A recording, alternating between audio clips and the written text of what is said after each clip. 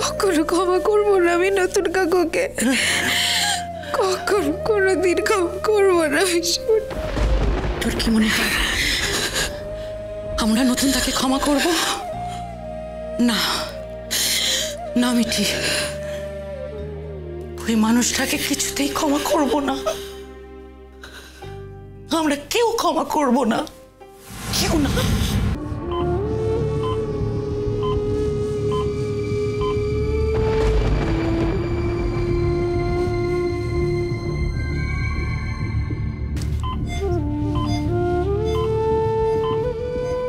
একটু ইমপ্রুভমেন্ট আছে মনে হচ্ছে। ম্যাডাম শুনতে পাচ্ছেন? কেমন ফিল করছেন? কটা আঙুল বলুন তো?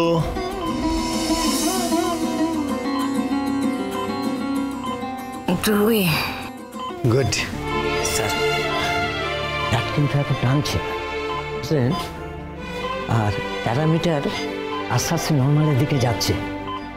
স্যার আমার মনে হচ্ছে ওই ইঞ্জেকশনটা পুশ করাই খুব ভালো হয়েছে। দেখুন, ইঞ্জেকশন কি ঠাকুরের ফুল সেটা যার যার বিশ্বাস, বাট আমাদের সবার প্রচেষ্টা যে উনি সুস্থ হয়ে উঠুন, তাই না? এখন একটু বেটার মনে হচ্ছে। এইভাবে যদি ব্লাডটা নিতে পারেন উনি, তাহলে যাতে ওনাকে আমি বাঁচিয়ে দিতে পারবো।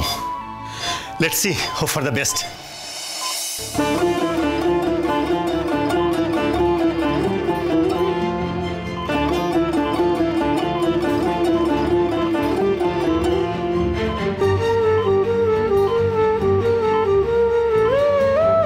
দেখুন, ক্রিটিক্যাল তো বটেই, তবে লাইফ এন্ডের যে কোয়েশ্চেনটা ছিল না, সেটা এখন আর নেই। তার কারণ উনি অনেকটা ব্লাড নিয়েছেন।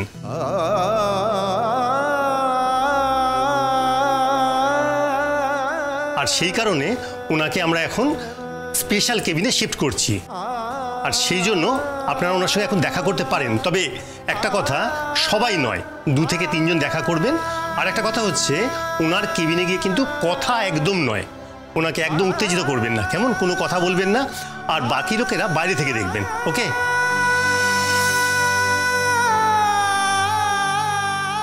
কথাটা মনে থাকবে তো?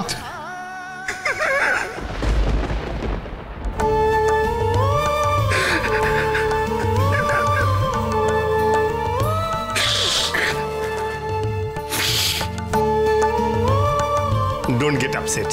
এখন তো উনি অনেকটা ভালো আছেন। Doctor, thank you.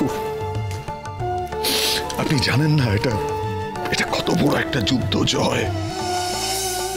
আপনি শুধুমাত্র একজনের জীবন বাঁচাননি, সেই সঙ্গে আরো কয়েকজনের জীবন বাঁচিয়ে দিয়েছেন ডক্টর। আপনার প্রতি কৃতজ্ঞতার আমার শেষ নেই। Thank you so much.